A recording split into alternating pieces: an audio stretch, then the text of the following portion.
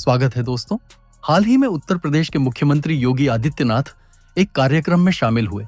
यह कार्यक्रम लखीमपुर खीरी में आयोजित किया गया था। उस मौके पर पास ही स्थित एक और गांव का योगी जी ने दौरा किया। वहां उन्होंने पूछा, इस गांव का नाम ऐसा क्यों है? लेकिन सही जवाब कोई नहीं दे पाया। फिर उन्होंने पूछा, यहाँ की जनसंख्या कितनी है? अधिकारियों ने तुरंत जवाब दिया। तभी योगी जी ने कहा, तो चलिए इस गांव का नाम बदल देते हैं। इतना ही नहीं, उन्होंने उसी समय वहीं पर एक नया नाम भी सुझा दिया। साथ ही कहा कि यह नया नाम इस जगह की परंपरा को भी बनाए रखेगा। तो अब सवाल यह है, उत्तर प्रदेश में वह कौन सा गांव है जिसका नाम बदल दिया गया? क्यों अचानक योगी जी को इस गांव का नाम बदलने की जरूरत महसूस हुई? और बदले हुए नाम का ऐतिहासिक और धार्मिक महत्व क्या है? क्यों उसी नाम को चुनने की सलाह दी गई? आइए जानते हैं। दोस्तों, भारत में कई जगहों के नाम बदले जा चुके हैं। हमारे यहाँ सिर्फ गांवों या शहरों के नाम बदले जाते हैं, लेकिन कुछ जगहों पर तो देशों के नाम तक बदल दिए गए हैं। अब देखिए, पहले जो देश टर्की कहलाता था, उसे राष्ट्रपति एर्दोगान ने टर्की में बदल दिया है।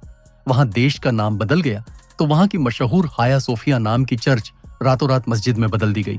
लेकिन किसी ने उस पर कोई हल्ला नहीं मचाया। सेक्युलरों के लिए वह कोई मुद्दा ही नहीं बना।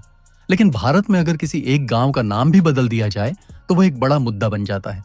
और अगर ऐसा बदलाव उत्तर प्रदेश में हो जाए तो उसमें तुरंत कॉम्युनल कलर यानी धार्मिक रंग भर दिया जाता है। फिर भी उत्तर प्रदेश के मुख्यमंत्री योगी आदित्यनाथ इन बातों की परवाह नहीं करते। वो जो उन्हें सही लगता है वही करते हैं। हाल ही में 27 अक्टूबर को भी कुछ ऐसा ही हुआ। योगी आदित्यनाथ लखीमपुर खीरी जिले के दौरे पर थे। आप नक्शे में देख रहे होंगे, यही है लखीमपुर खीरी। ये तराई क्षेत्र में हिमालय की तलहटी में स्थित है और ये नेपाल की सीमा से भी जुड़ा हुआ है। लखीमपुर खीरी क्षेत्रफल के हिसाब से उत्तर प्रदेश का सबसे बड़ा जिला है। लखीमपुर के बाद दूसरे नंबर पर सोनभद्र जिला आता है और तीसरे स्थान पर हरदोई जिला है।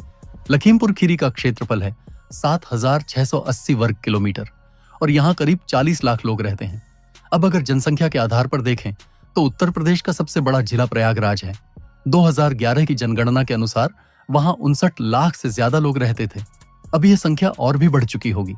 अब बात करते हैं लखीमपुर खीरी जिले की। इस जिले में कुल 7 तहसीलें हैं। यहाँ की कुल आबादी में 70% हिंदू हैं और 20% मुसलमान। कभी यह क्षेत्र हस्तिनापुर के शासन में था, फिर यह विराट राज्य का हिस्सा बना और उसके बाद मगध व गुप्त साम्राज्य के अधीन रहा। इतिहास के कई कालखंडों में दिल्ली सल्तनत, मुगल और अवध के सुल्तानों ने भी इस इलाके पर शासन किया। इसी वजह से यहाँ के कई गांवों और इलाकों को इस्लामिक नाम भी मिले। ऐसा ही एक गांव है मुस्तफाबाद। आप नक्शे में देख रहे होंगे, यही है मुस्तफाबाद। दिलचस्प बात यह है कि इस गांव में कुल 490 लोग रहते हैं और उनमें से एक भी मुसलमान नहीं है। फिर भी गांव का नाम है मुस्तफाबाद।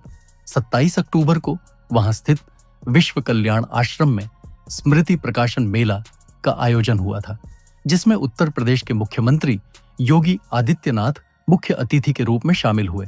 कार्यक्रम के दौरान जब उन्होंने गांव के बारे में जानकारी ली तो उन्हें आश्चर्य हुआ। उन्होंने कहा, एक भी मुसलमान घर नहीं, फिर भी गांव का नाम मुस्तफाबाद क्यों? फिर योगी जी ने तुरंत वहीं पर अधिकारियों से कहा, सबसे पहले इस गांव का नाम बदलो।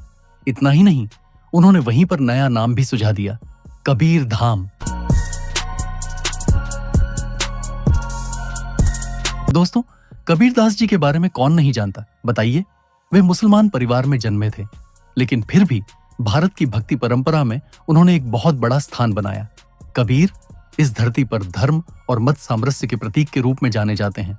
अब देखिए, जिन्होंने इस धरती पर आक्रमण किया, इसे लूटा, यहाँ के लोगों पर अत्याचार किए, मंदिरों को तोड़ा, संस्कृतियों को नष्ट किया और जबरन मतांतरण करवाया, ऐसे लोगों से हम स्वाभाविक रूप से घृणा करते हैं। लेकिन जिन्होंने इस देश की परंपरा, संस्कृति और आध्यात्मिकता का सम्मान किया, उन्हें हम भारतीय हमेशा सम्मान और प्रेम से देखते हैं। कबीरदास मुसलमान थे, लेकिन इस कारण से हम उन्हें कभी अपने से अलग नहीं मानते। इसके अलावा कबीरदास उत्तर प्रदेश के ही थे। इसीलिए मुस्तफाबाद गांव का नाम बदलकर कबीर धाम रखना योगी आदित्यनाथ का यह निर्णय वहां के लोगों के दिलों को भी जीत रहा है। योगी जी ने यह भी कहा कि देश में कई शहरों और गांवों के नाम आक्रमणकारियों ने अपनी मर्जी से बदल दिए थे। अब समय है कि हम अपनी संस्कृति, इतिहास और परंपराओं को याद करते हुए इन जगहों का पुनः नामकरण करें।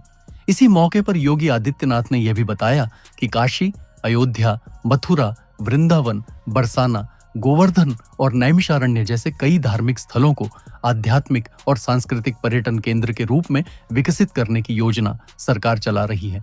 दोस्तों, हाल ही में देश में इस तरह के कई बदलाव देखने को मिल रहे हैं। हमारे कर्नाटक में भी देखिए, रामनगर जिला का नाम बदलकर बेंगलुरु दक्षिण जिला कर दिया गया है। अब बेंगलुरु ग्रामीण जिले का नाम बदलकर बेंगलुरु उत्तर कर दिया गया है। इसी तरह उत्तर प्रदेश और महाराष्ट्र में भी गांवों और शहरों के नाम बदले जा रहे हैं। अगर हम उत्तर प्रदेश की बात करें तो वहां अयोध्या जिला जो आज है, पहले फैजाबाद जिला कहलाता था। फैजाबाद नाम दिल्ली सल्तनत के शासनकाल में रखा गया था। ब्रिटिश शासन के दौरान भी इसे फैजाबाद ही कहा गया। लेकिन अयोध्या भारत की संस्कृति, इतिहास और नैतिक परंपरा से जुड़ा एक प्राचीन और पवित्र स्थल रहा है।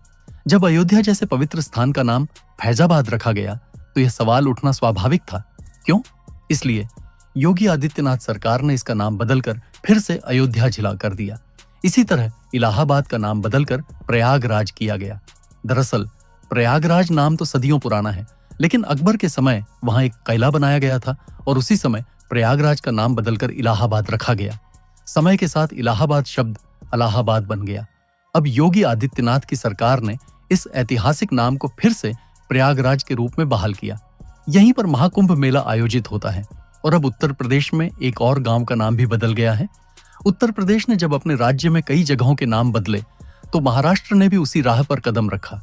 महाराष्ट्र में औरंगाबाद का नाम बदलकर छत्रपति संभाजीनगर रखा गया। ऐतिहासिक रूप से देखा जाए तो औरंगजेब ने कई साल वहां गुजारे थे और उसकी कब्र भी वहीं स्थित है। यह सच है, लेकिन मराठों के इतिहास को गौरवान्वित करने वाली उस भूमि की धर्म और संस्कृति की रक्षा करने वाले संभाजी महाराज का नाम हमेशा याद रखा जाना चाहिए, न कि उस मुगल औरंगजेब का जिसने इस देश में जबरन मतांतरण करवाए, मंदिरों और गुरुकुलों को नष्ट किया और यहाँ की ज्ञान संपदा को मिटाया। इसीलिए मराठा अस्मिता को सहेजने के उद्देश्य से औरंगाबाद का नाम बदलकर संभाजीनगर रखा गया। तो दोस्तों, इस देश में इस तरह के कई नाम परिवर्तन आगे भी होते रहेंगे।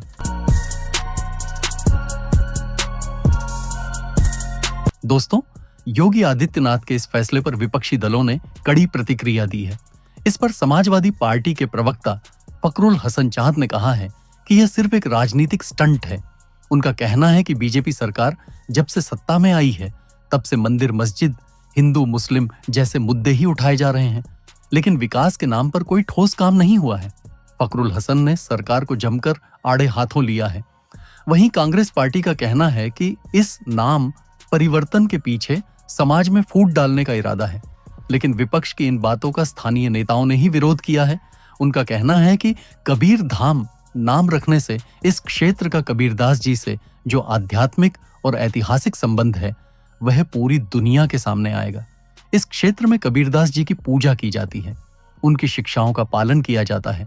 यहाँ के पिछड़े वर्गों के लोग कबीर को अपने आराध्य और गुरु के रूप में मानते हैं, इसलिए कबीर धाम नाम रखने में कोई समस्या नहीं है। कबीर भक्ति आंदोलन के महान संत थे, इसलिए उत्तर प्रदेश सरकार के इस निर्णय का विरोध करना व्यर्थ है, ऐसा वहां के सभी दलों के स्थानीय नेता कह रहे हैं। अब विपक्ष जो कह रहा है कि विकास नहीं हुआ, उसका जवाब भी बीजेपी दे रही है। बीजेपी कहती है, राज्य में योगी आदित्यनाथ के आने से पहले काशी की स्थिति क्या थी और अब कैसी है? प्रयागराज पहले कैसा था, अब कैसा है? विपक्ष जाकर खुद देख ले। सिर्फ इतना ही नहीं, अयोध्या में राम मंदिर के निर्माण के बाद उत्तर प्रदेश में आने वाले पर्यटकों की संख्या भारी मात्रा में बढ़ी है, जिससे राज्य की अर्थव्यवस्था को बहुत लाभ हुआ है। योगी के शासन में उत्तर प्रदेश का इंफ्रास्ट्रक्चर तेजी से विकसित हुआ है। राज्य में अब नए नए उद्योग स्थापित हो रहे हैं। रूस की एक 203 राइफलें अब उत्तर प्रदेश में बन रही हैं। ब्रह्मोस मिसाइल का निर्माण केंद्र भी उत्तर प्रदेश में स्थापित है। रोजगार सृजन के जिस स्तर पर योगी सरकार काम कर रही है, वैसा पहले किसी सरकार ने नहीं किया। इसी कारण कभी बीमारू राज्य कहा जाने वाला उत्तर प्रदेश अब देश की सबसे बड़ी अर्थव्यवस्थाओं में 5वें स्थान पर आ चुका है। राज्य में विदेशी निवेश भी बढ़ रहा है। अपराधी और बाहुबली तत्वों पर लगाम लगाने का काम योगी सरकार ने दृढ़ता से किया है। बीजेपी का कहना है कि यह सब संभव हुआ है क्योंकि उत्तर प्रदेश को एक संत मुख्यमंत्री मिला है, योगी आदित्यनाथ। कुल मिलाकर जो राज्य अब तक एनकाउंटर, दंगे और बुलडोजर एक्शन के लिए चर्चित था, वह अब एक गांव का नाम बदलने के कारण सुर्खियों में है। दोस्तों, गांवों और शहरों के नाम वहां की स्थानीय संस्कृति, इतिहास, प्राकृतिक संपदा, भौगोलिक महत्व और जीव जंतुओं की विविधता को दर्शाने वाले होने चाहिए, न कि किसी आक्रमणकारी शासक, उसके पिता, पत्नी या बच्चों के नाम पर। भारत के नामों में भारतीयता झलकनी चाहिए, न कि कोई फारसी या अरबी छाप। हमारी आने वाली पीढ़ियों को हमारी संस्कृति का परिचय होना चाहिए, न कि पड़ोसी देशों की पहचान का। इसीलिए जहां कबीरदास जी के भक्त अधिक हैं, वहां उस गांव का नाम कबीर धाम रखा गया है। कोई कुछ भी कहे, योगी आदित्यनाथ अपनी राह पर दृढ़ता से आगे बढ़ रहे हैं। दोस्तों, ये थी मुस्तफाबाद से कबीरधाम बनने की पूरी कहानी। अगले एपिसोड में एक और नई जानकारी के साथ फिर मिलेंगे। तब तक के लिए जय हिंद,